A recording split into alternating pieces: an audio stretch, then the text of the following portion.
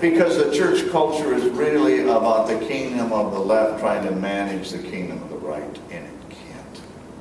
It can't. I mean, even Jesus, give to Caesar what is Caesar, give to God what is God's. God's at work in both kingdoms like we talked about yesterday, but from very different perspectives. To merge them into one, that would be challenging the way God is at work. It's antithetical, because the first thing a culture wants to do is manage a boundary around which it feels safe. And I'm going to suggest the kingdom is antithetical to that, and that's why he was always wrestling with Israel.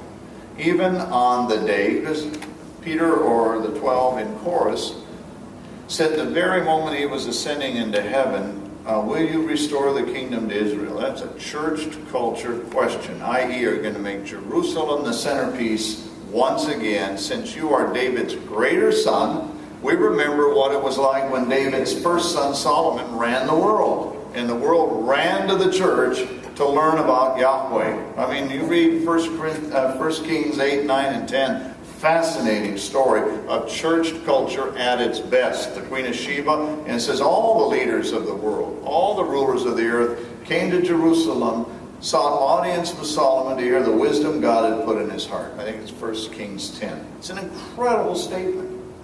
The disciples thought Jesus would do the same thing. If Solomon could pull it off, what about the very Son of God who raised from the dead? That's worth putting on my t-shirt. I went to Jerusalem and saw the living guy, you know. He has that t-shirt too, I think. Anyway, he said it's not going that way. We're going to go scatter, because what happens is the subtle idolatries. As soon as we move into the church in charge, then we work hard at managing the boundaries. Solomon had a standing army to manage the boundaries, to keep the harems, the armies. All of it was to manage the boundaries so Yahweh's word could stay true in the world, and he lost it. Because it wasn't by faith, it was about human sight. And it's just a dangerous place. And we have 2,000 years where the church's kingdom, the church and the kingdom of God were so infused. Why the Crusades? I mean, this stuff is about the confusion of kingdoms. And just think of it this way, just to keep it simple too, that you can never establish God's kingdom in the world by power. And the left-hand kingdom, by definition, is power.